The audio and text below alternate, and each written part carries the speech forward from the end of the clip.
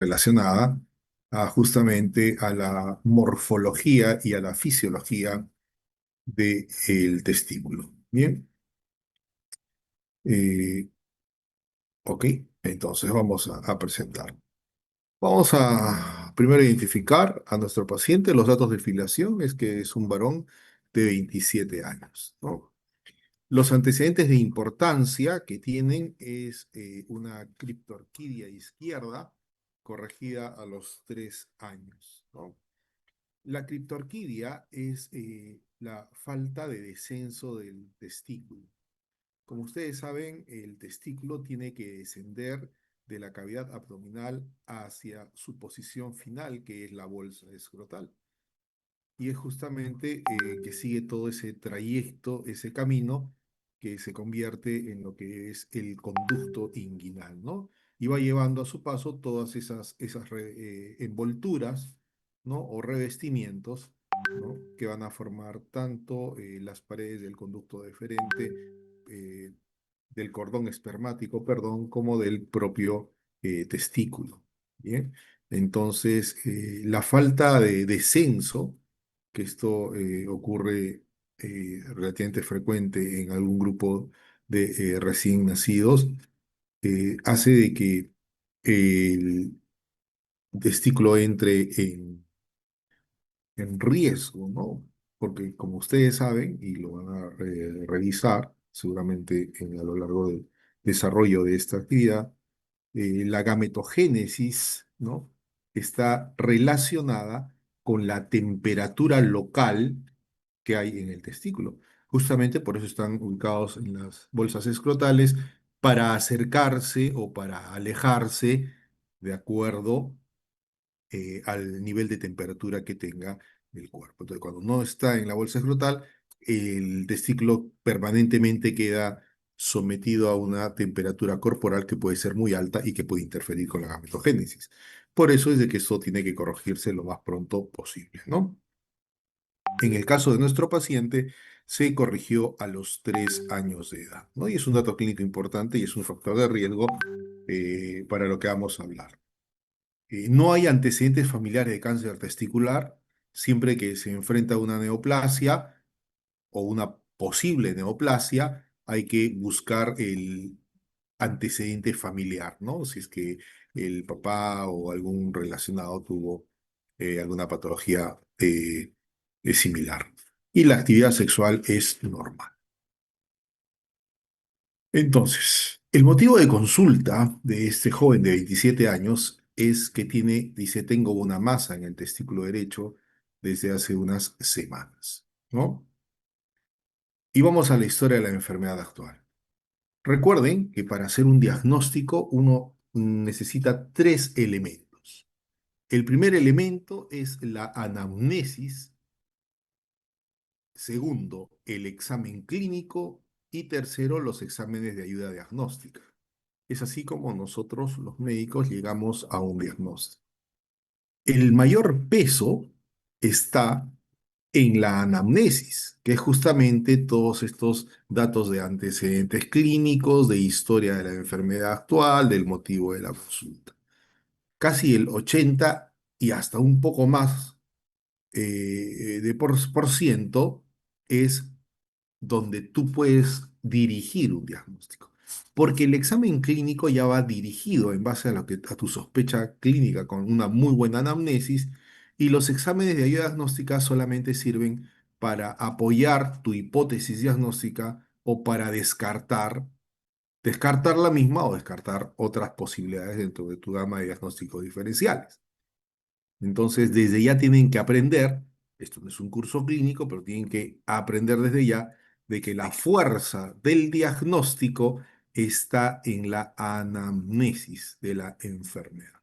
Y la anamnesis es la historia de la enfermedad que trae el paciente sumado a todos sus antecedentes clínicos, patológicos. Bien, y es que ese es el arte de la medicina. El arte de la medicina jóvenes es diagnosticar. Los tratamientos son recetas, en realidad son recetas, ¿no? Ya estandarizadas, ¿no? Que se aplican algunos criterios, no tanto farmacológicos como decisiones terapéuticas o quirúrgicas, pero ya son esquemas estandarizados. Entonces, ustedes se están preparando en todas estas ciencias básicas, estos primeros 3 años de la carrera, justamente para que sean buenos diagnosticadores, que es realmente la razón de ser de la medicina. Entonces, en esta historia de la enfermedad actual, este joven refiere que notó un aumento indoloro del tamaño del testículo derecho. Entonces, y ahí tienes un primer dato importante, ¿no? Aumenta el testículo derecho, lo ve crecido, pero no le duele, porque hay masas dolorosas y hay masas indoloras. ¿Cuánto tiempo? Aproximadamente 2 meses, ¿no es cierto? No refiere traumatismo ni síntomas urinarios. O sea, no se ha golpeado y no tiene ninguna molestia al orinar. No le arde al orinar, no le llama a orinar a cada rato, no está orinando sangre o orinando alguna otra característica. Señala que tiene una sensación de pesadez en el escroto, algo le pesa. Y ocasionalmente un dolor sordo a nivel de la ingle. Refiere también ginecomastia leve y lateral desde hace 3 semanas. La ginecomastia es el crecimiento de la mama del varón. El varón también tiene mama, ¿cierto? De hecho, hay cáncer de mama en el varón. También lo hay, ¿de acuerdo? También hay cáncer de mama en el varón. No tiene ese epitelio, bueno, ahí la doctora Cecilia, que es la experta, va a decir, no tiene pues todos esos epitelios glandulares propios de la mama de la mujer, pero hay toda una constitución morfológica de la mama del varón. Esto se ha crecido, ¿no es cierto? Y eso se llama ginecomastia, ¿no? Niega haber tenido fiebre, baja de peso o pérdida de apetito. Estos últimos tres son lo que llamamos los síntomas constitucionales, ¿no? Los síntomas constitucionales o los síntomas generales. Bien, muy bien. Entonces, vamos al examen físico. Ya tenemos la anamnesis, un joven sin mayores antecedentes, un antecedente de importancia de la criptorquidia que le corrigieron a los 3 años, no hay antecedente de cáncer en la familia, es una persona con un desenvolvimiento y un desarrollo normal y que desde hace un par de meses nota que hay un aumento de volumen en el testículo derecho, no le duele y un discreto dolor a nivel de la ingle. Y ha notado cierto crecimiento a nivel de las mamas, ¿no? O sea, ahí hay algún flujo hormonal probablemente, ¿no? Cuando examinamos, vamos dirigidos, vamos a hacer el examen físico dirigido. En la inspección y palpación del escroto, notamos que hay un aumento de volumen del testículo derecho, hay una masa sólida, firme, no doloroso, no transilumina con la luz, ¿no? Entonces, no transilumina con la luz. Cuando un testículo está aumentado de tamaño, una prueba de la exploración constante es aplicar luz con una linterna a través del escroto para ver si es que esto trasluce, ¿no es cierto? Cuando otras luces porque hay una masa, cuando otras luces porque hay un aumento de líquido probablemente solamente, ¿no? O como podría verse, por ejemplo, en un varicocele. El epididimo es palpable, muchas veces es motivo también de inflamación por procesos infecciosos, la epididimitis, y se muestra en este caso sin alteraciones y se busca un reflejo, que es el reflejo cremastérico, ¿no es cierto? Para evaluar la integridad, ¿no? De la sensibilidad del escroto en este caso, aplicado a este caso. En la exploración abdominal ganglionar no hay masas abdominales, ¿no es cierto? Y hay una adenomegalia leve en la región paraaórtica, ¿no es cierto? Sospechada por un dolor a la palpación profunda. Es una sospecha. Bajo este contexto se hacen algunas pruebas. Ahí están los exámenes de laboratorio, ¿no es cierto? Se piden algunas pruebas como es la alfa-fetoproteína, la gonadotropina crónica humana beta que está elevada con una DH elevada, ¿no? Un patrón compatible con lo que se llama un tumor maligno frecuente en el testículo, que es el seminoma, ¿no? Que justamente da este patrón de elevación de la gonadotropina crónica humana beta, subunidad beta, pero no de la alfa-fetoproteína, ¿no? Que son marcadores tumorales. En los estudios de imagen se hace una ecografía testicular que muestra que hay una masa hipoecoica homogénea de 3,5 centímetros en el polo superior del testículo derecho, ¿no? Una masa, ¿no? Sin afectación del epimo ni del cordón espermático, o sea, está circunscrita a el cordón, al testículo propiamente dicho, ¿no? Y la tomografía que se le hace de abdomen muestra crecimientos de ganglios linfáticos paraórticos, ¿no? Por encima del centímetro, ¿no? Específicamente están en 1,5 centímetros. Con estos hallazgos, lo que corresponde es biopsiar esta masa, ya hemos encontrado una masa, entonces el diagnóstico definitivo acá lo tiene que hacer un diagnóstico histológico, ¿ah? Y para eso tomamos una muestra del tejido y se analiza. Ya la otra Cecilia nos podrá dar alguna mayor aproximación, ¿no? Cecilia, ¿estás ahí? Sí, sí estoy. Ceci, buenas noches. Ceci es una excelente patóloga, históloga. Y entonces, a mí me encantaría, Ceci, que quizás nos des un poquito más de esta biopsia, que nos expliques un poco más, ¿no? Tú que es tu campo de acción, por favor, te lo pediría. Bueno, o sea, todavía no hacemos la parte anatómica, ¿verdad, No, Milton? no, no, no, no, solo qué es Ya, una entonces biopsia, cómo se solamente, hace, qué hacen los claro, patólogos, un poco introducirlos a ese campo, los muchachos, ¿no? O sea, una introducción. bien, Sí. lo que pasa es que en tumores testiculares hay que hacer ya una biopsia con anestesia porque es una zona muy dolorosa. Normalmente en tumores que son de otras áreas, por ejemplo, ganglios, ¿no? Se hacen biopsias con aguja fina. Y en este caso, por ejemplo, si el paciente tuviera ganglios en la región inguinal, además del tumor testicular, se haría una biopsia con aguja fina para ver el estadiaje del tumor, aparte de otros exámenes auxiliares. En este caso, lo que se hace es una biopsia con aguja gruesa, se toma como unos cilindros de tejido, muy similar a lo que explicamos en la actividad integradora anterior de cómo se hacía una biopsia renal, algo así, pero claro, que esta forma es más directa, ¿no? Pero sí se hace bajo anestesia. Entonces, esos tejidos se procesan, eso deben recordarlo ustedes de morfofisiología uno, todo el proceso que se hace de conservar primero el tejido en formol, después procesarlo en diferentes solventes, hasta finalmente terminar en silol y colocarlo en un bloque de parafina. Ahora, en cuanto a estos tumores, tienen un patrón muy monomorfo. A veces uno tiene que tener bien claro la historia clínica porque no son células muy pleomórficas, son más bien células que se parecen mucho, redonditas, con el núcleo también redondo, no tienen muchas mitosis, pero sí contrasta totalmente con la histología normal del testículo. Entonces uno dice, definitivamente esto no es parte del parénquima normal y tiene que ser un tumor. No aparenta ser maligno, pero sí, pues ya viendo los criterios y la invasión del parénquima testicular, y además de la historia clínica, entonces ya es como se diagnostica finalmente este tipo de tumores.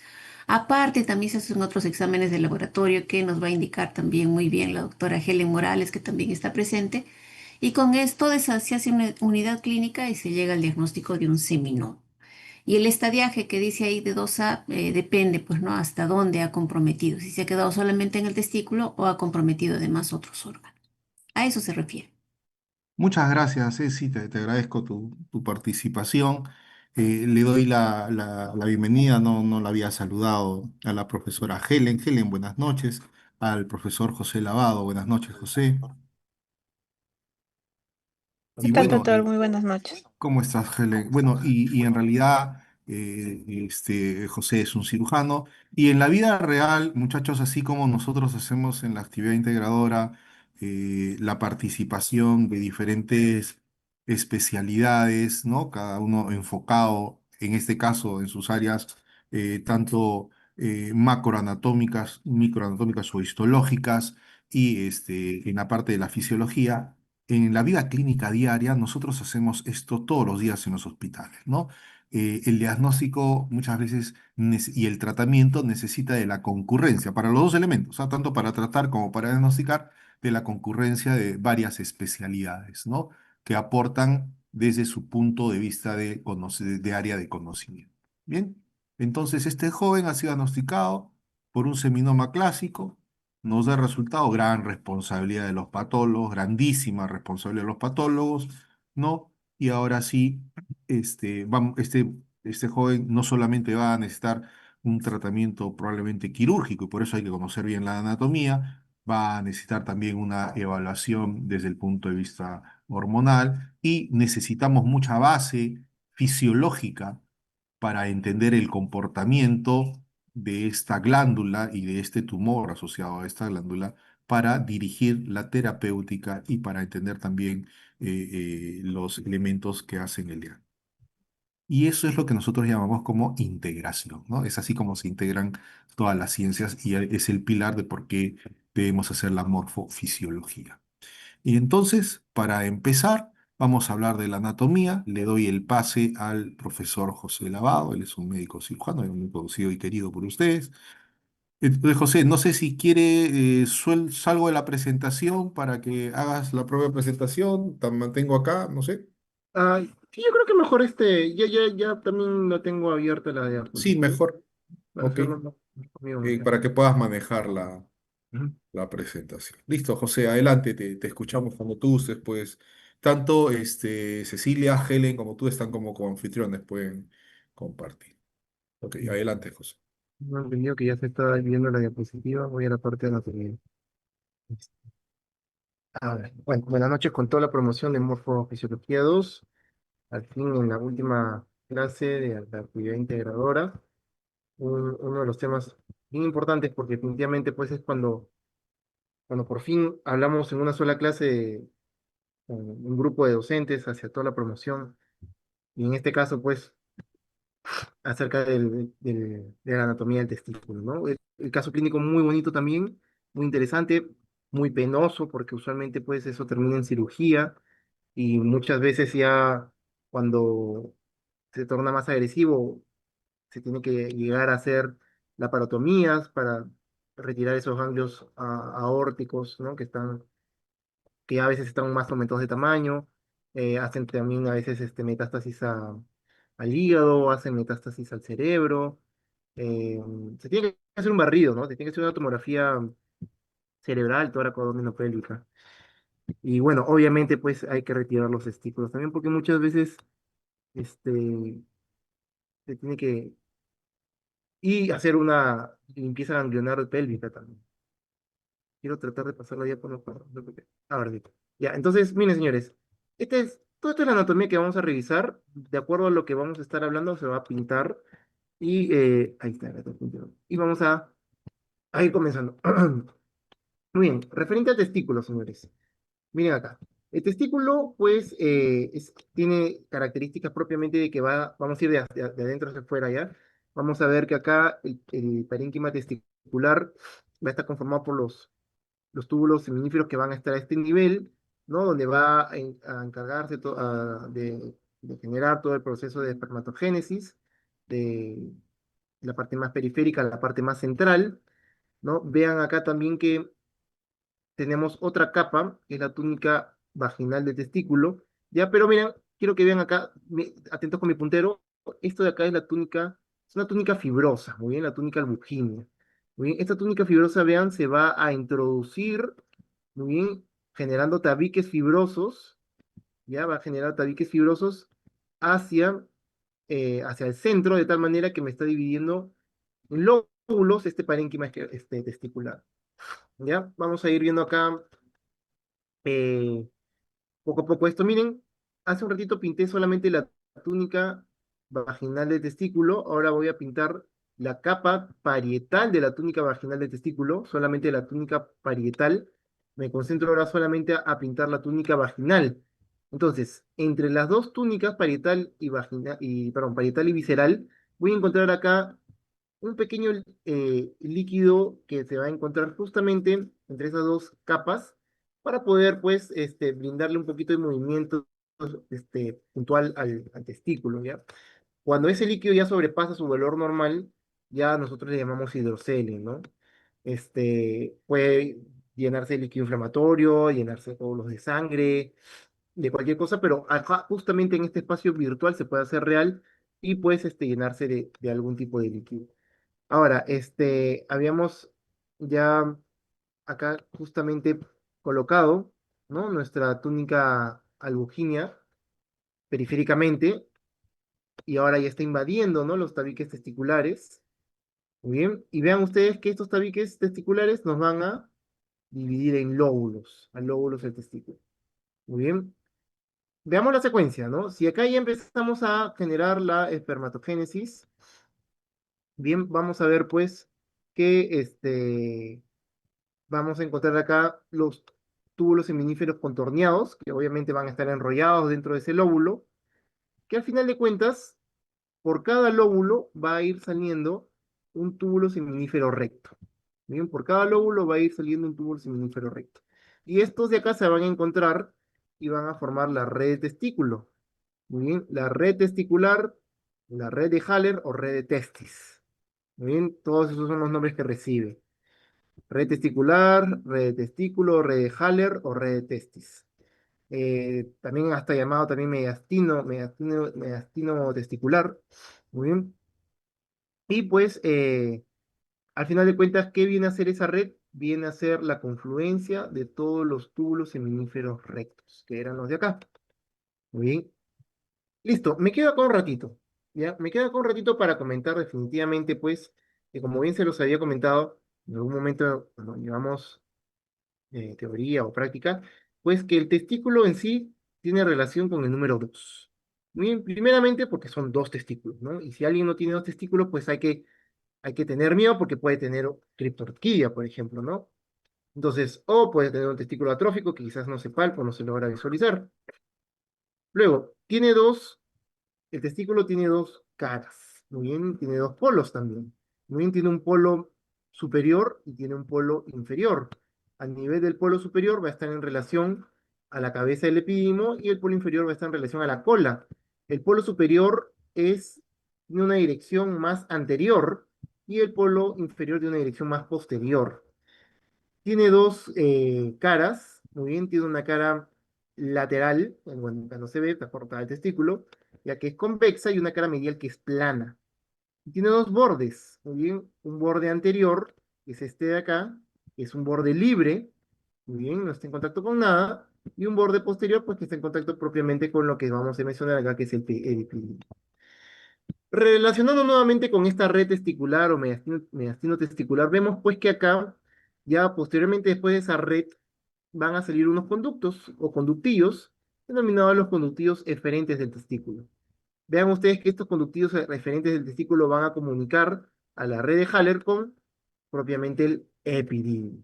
Muy bien, y este epidídimo, vean ustedes que tiene una cabeza, muy bien, relacionada al polo superior del testículo, tiene un cuerpo, muy bien, relacionado al borde posterior del testículo y tiene una cola relacionada al polo inferior del testículo. Muy bien, recuerden que acá ya los espermatozoides ya están maduros. Muy bien, ya están maduros y ya están listos pues para poder ya empezar a ser móviles para poder salir. De la continuación de la cola del epidídimo va a salir el conducto deferente. Muy bien, acá ya los espermatozoides ya están móviles, están maduros obviamente, pues sí están a puertas de salir con la eyaculación. Y también vamos a encontrar nosotros rezagos embriológicos, en el cual va a ser uno del testículo y va a ser uno de la cabeza del epidimo, ¿no? Entonces, este será el apéndice del testículo y el otro de acá será el apéndice del epidimo. Son rezagos embriológicos, pero tiene una importancia, a veces importante, porque también existe una patología que se llama la torsión testicular. ¿No? Y esa torsión testicular se puede denominar también como un diagnóstico diferencial a una torsión de estos apéndices. Muchas veces viene un paciente con dolor testicular agudo y pues si descartamos que no es una torsión testicular, tendríamos que pensar en una torsión de algunos apéndices. Puede ser el apéndice del epidimo o el apéndice del testículo. Muy bien, queda como diagnóstico y tiene esa importancia médica que debemos tenerla en consideración.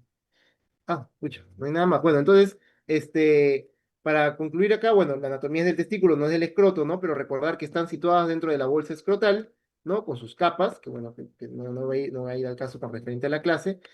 Y pues, en este caso, ¿no? Teníamos acá nuestras células de la serie para la formación del espermatozoide, y al medio están las células intersticiales o las de Leydig, que son las productoras de testosterona. Bien, entonces, bueno, doy el pase a mi colega para la parte histológica, para que pueda continuar con la presentación. Muchas gracias. Listo, a ver, entonces yo voy a compartir mi pantalla. ¿Se ve? Sí se ve, sí se ve. Muy bien. Entonces vamos con la parte histológica y primero les quiero mostrar esta imagen.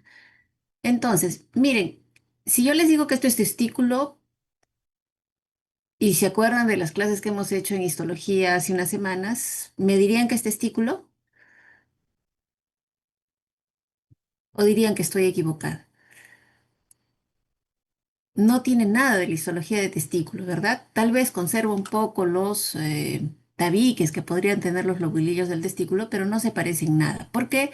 Porque esta es una imagen del tumor que tiene el paciente. Esta imagen es una imagen microscópica de un seminoma, en el que vemos células con núcleos grandes, con núcleo prominente, citoplasma amplio, que se parece mucho a lo que a veces uno podría comparar como con un huevo frito, ¿no? Entonces, no se parecen nada.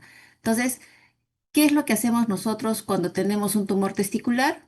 Muestrear, ¿no? Muestrear, por ejemplo, acá tenemos un caso de un testículo que tiene acá un área que es el área tumoral y es de ahí entonces donde se hacen los cortes y de donde les mostré la imagen histológica. Entonces, lo que nosotros tenemos que reconocer es hasta dónde este tumor ha comprometido la parte normal, ¿no? Entonces, para ello tenemos que reconocer bien cuál es la histología de este órgano y hasta dónde compromete, si compromete vasos linfáticos, si compromete conductos, si es que ha comprometido ganglios, como decía el doctor Lavado también, que no solamente son regionales, sino que a veces se extienden un poco más allá. Entonces, ahí radica eh, el detalle de nosotros conocer la histología para poder definir el área tumoral. Entonces vamos con la parte normal. La parte normal, este es un testículo. Hemos visto imágenes anatómicas, ahora nos vamos con la parte histológica. Recuerden, este es el parénquima testicular rodeado por esta bolsa escrotal. Y acá en la parte superior tenemos el epidídimo, ¿cierto? El epidídimo que tiene su cabeza, su cuerpo y su cola. Esta es una vista panorámica. Y nos vamos acá a una vista un poco más cercana, donde tenemos la albuginia, esta albuginia que forma tabiques y que divide a todo el parénquima testicular en lóbulos. Estos lóbulos que a su vez van a tener, acá parecieran varios tubos, pero en realidad son 2 a 4 tubos, pero son largos, son como de 80 centímetros, son los tubos seminíferos, que se enrollan sobre sí mismo y que, claro, cuando yo estoy viendo una imagen que solamente es en 2 dimensiones, me diera la impresión de que tengo varios tubos en realidad, ¿no? Pero es solamente 4 que se enrollan sobre sí mismo por la longitud que tiene. ¿Por qué es importante estos tubos seminíferos en el testículo? Porque estos tienen dos zonas, ¿no? Tienen ay, perdón, me salí. A ver, un ratito, un ratito.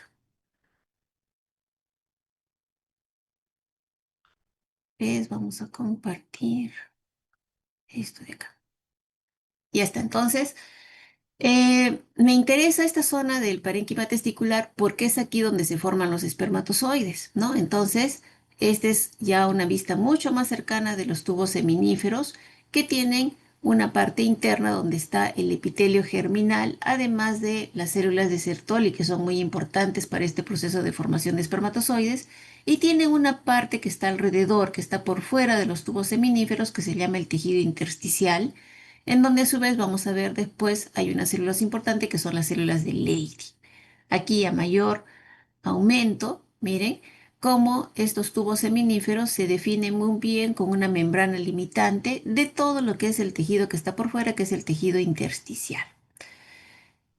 Vamos con la siguiente imagen y esta imagen es ya un corte histológico a mucho mayor aumento, donde vemos todas las células del epitelio germinal, cómo van cambiando a través de una serie de procesos teóricos, dentro de los cuales nosotros podemos considerar, por ejemplo, la espermatocitogénesis, que es el paso de estas células, que son las espermatogonias, ¿no? Que es la primera línea de desarrollo del epitelio germinal del testículo.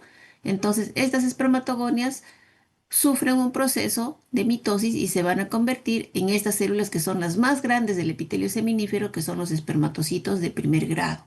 Miren la diferencia en la cromatina. Las espermatogonias tienen una cromatina más homogénea, basófila. En cambio, los espermatocitos tienen una cromatina mucho más granular, de aspecto filamentoso. Por eso es que en algunos libros incluso hacen la comparación de que esta cromatina se parece a letras chinas.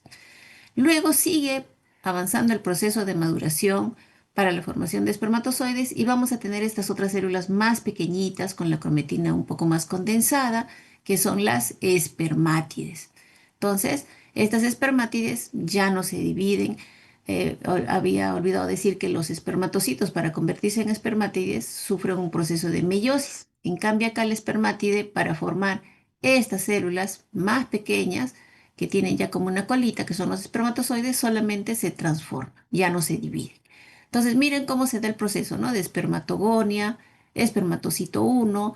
Debiera haber también el espermatocito 2, pero como el cambio es tan rápido en los cortes histológicos, no se logra diferenciar con facilidad. Luego tenemos las espermátides y finalmente hacia la luz los espermatozoides. ¿Qué otra célula eh, deberíamos considerar acá? Es la célula de Sertoli. Creo que en el otro campo se ve mejor. Acá. Estas células de Sertoli van también hacia el borde periférico del tubo seminífero, más o menos junto con las espermatogonias, y tienen la característica estas células de tener un núcleo grande, con la cromatina pálida, núcleo prominente, y el citoplasma que no tiene bordes definidos y que pareciera que solamente está en la zona basal, pero en realidad este citoplasma va hasta la superficie, es decir, coge todo el espesor de la línea espermática. ¿Por qué?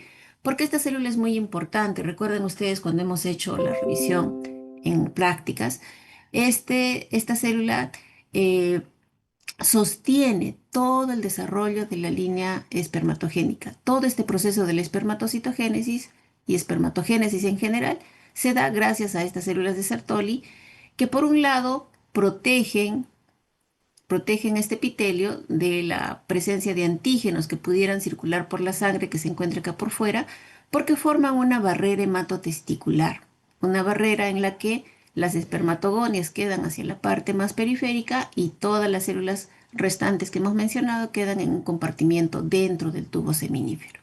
Y otras porque esta da el sostenimiento, el mantenimiento, ¿no? Es el que da el sustrato, es el que a su vez limpia todos los desechos celulares que podrían haber. Entonces es una célula muy importante dentro de todo este proceso de la espermatogénesis.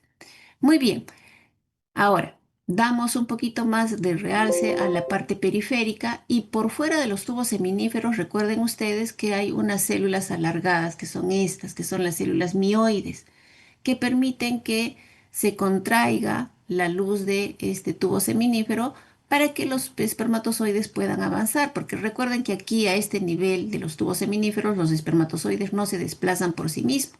Esa característica recién la adquieren cuando están ya a nivel del epidídimo.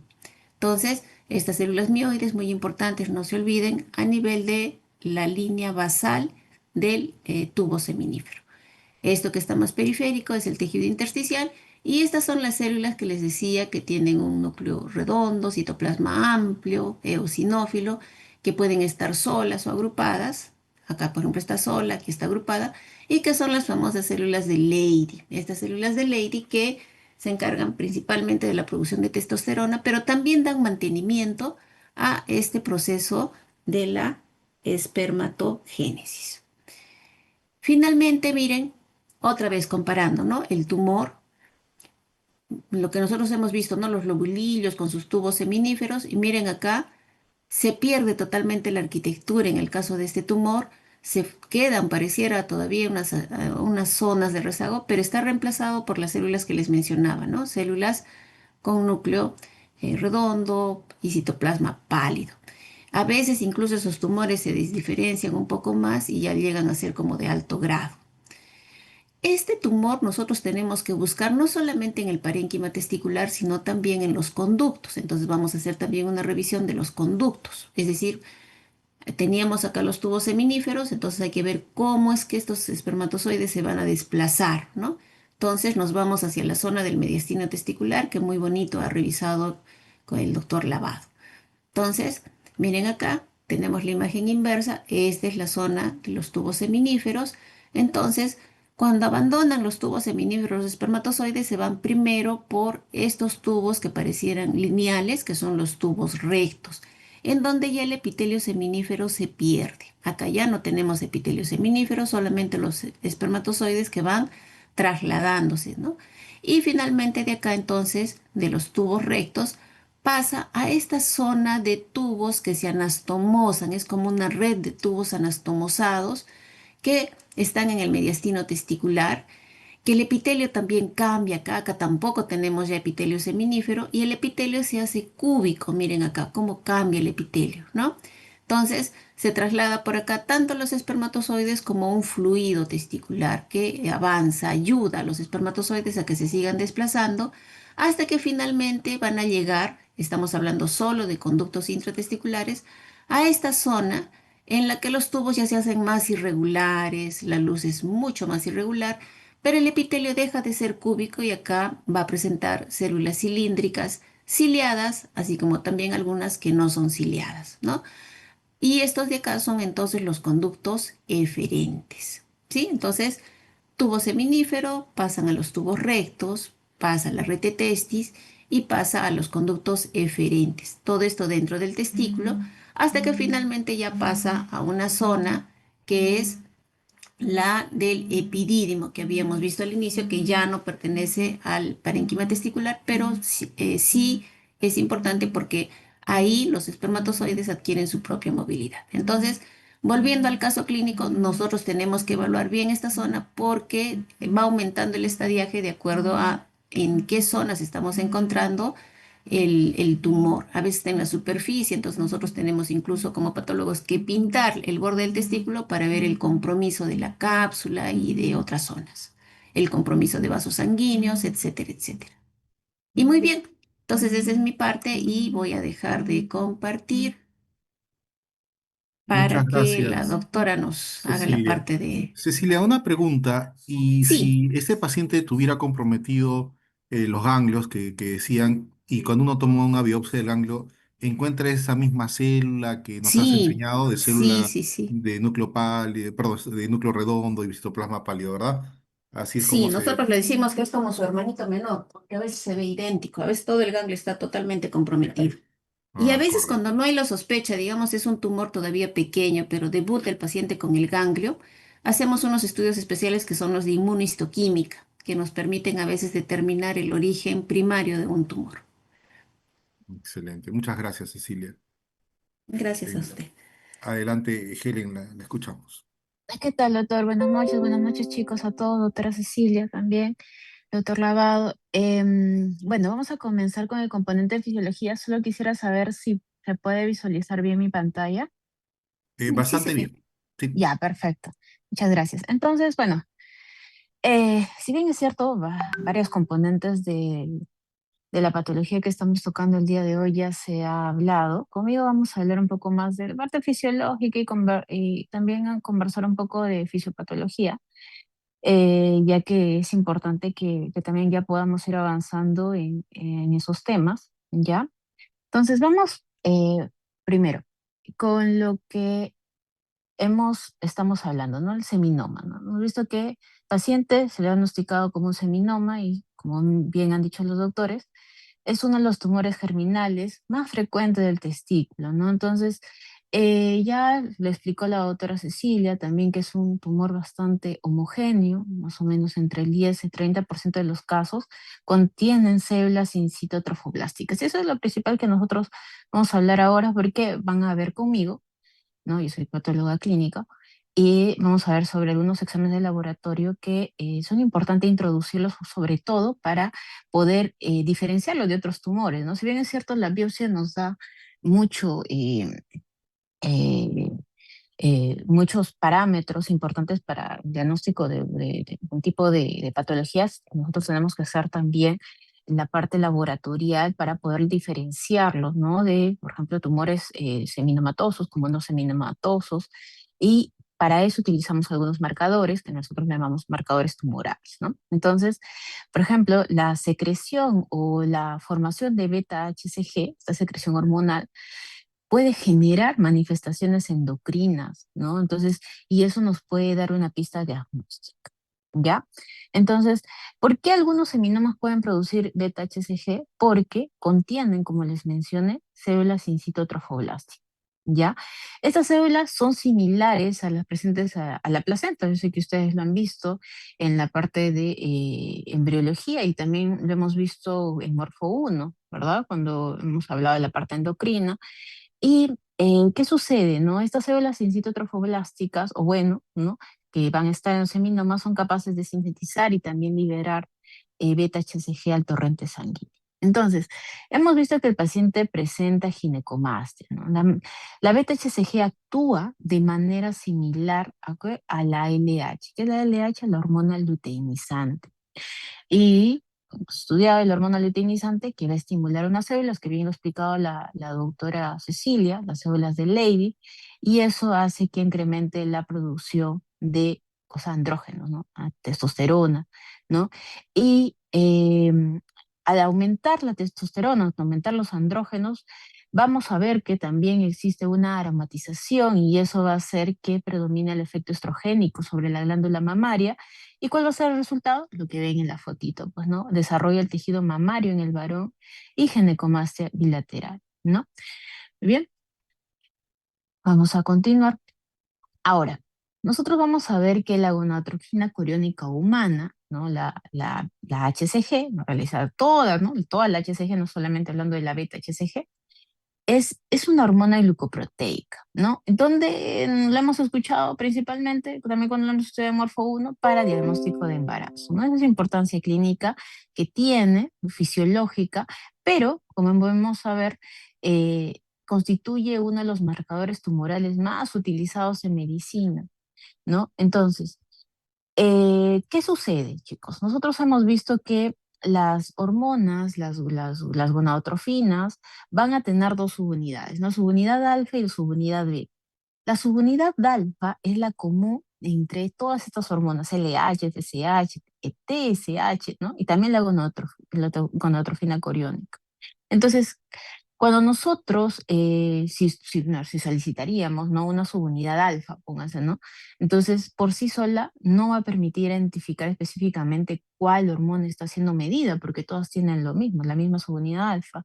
En cambio, nosotros vemos que la subunidad beta es lo que les da la diferencia, ¿no? Es exclusiva de cada hormona, ¿no? Entonces, es por eso que cuando nosotros solicitamos hormona gonadotrófica humana, no lo pedimos total, ¿no? Tenemos que pedir la subunidad beta, ¿no? Esa es la fracción utilizada en el laboratorio para poder identificar específicamente que se trata de esta gonadotrofina coriónica humana, ¿no? Entonces, en el embarazo, como hemos visto, es producida, ¿no? Por el citocitrofoblast de la placenta. Es importante porque mantiene funcional al cuerpo lúteo. ¿Para qué necesitamos cuerpo lúteo funcional? Para que produzca la progesterona, y eso hace que mi endometrio funcional se mantenga viable para la implantación, ¿verdad? Y eso mantiene el embarazo. Pero también, por ejemplo, como ustedes pueden ver ahí en la diapositiva, puede haber una producción ectópica, ¿no? De esta beta-HCG o de esta HCG, por así decirlo, en las neoplasias, ¿no? Como por ejemplo en los coriocarcinomas, ¿no? Bastante elevados, en los tumores mixtos, y también en los seminomas, más o menos en un 10 al 30%. Entonces, eso nos da pie a hablar de un mimetismo molecular. O sea, estamos hablando de un engañando al receptor, ¿no? Entonces, ¿qué quiere decir? Que nosotros vamos a ver que una de las características más importantes, ¿no? De algunas hormonas es que pueden compartir estos receptores biológicos. Entonces, Ejemplo importante justamente para el caso, ¿no? Es esta, ¿no? La de la beta-HCG y de la LH, de la hormona luteinizante. Es un excelente ejemplo, ¿no? Son hormonas diferentes, pero presentan una gran similitud estructural, por lo que les expliqué en la diapositiva anterior, lo que permite que la beta-HCG pueda activar al receptor de la LH y qué cosa producen efectos biológicos similares, en donde en las células intersticiales, las células intersticiales de Leydig, ¿no? En el testículo. Entonces, ese es el mimetismo molecular que ocurre cuando una molécula es muy parecida, ¿no? A otra y puede interactuar, como se puede ver en la imagen, en el mismo receptor, ¿ya? Entonces, eh, vamos a ver que es por eso que se va a dar el aumento, ¿no? De la producción de testosterona. Muy bien, ahí está. Entonces, la cascada de la ginecomastia, ¿qué es lo que sucede, no? Entonces, en la ginecomastia, nosotros, expliqué en la primera diapositiva, va a haber un crecimiento del tejido glandular mamario masculino. Es benigno, en realidad, ¿no? Em, Puede existir varias causas, causas fisiológicas, la obesidad, farmacológicas, también puede ser una manera productor de hormonas, ¿no? Entonces, como hemos visto, este seminoma produce beta-HCG y me genera toda esta cascada hormonal. Entonces vamos a verlo por paso, ¿no? Entonces, paso 1 sería la producción ectópica de esta beta-HCG, ¿no? Entonces, hace que se active las células de Leydig por su estructura similar a la ALH, activa su receptor en las células de Leydig, ¿no?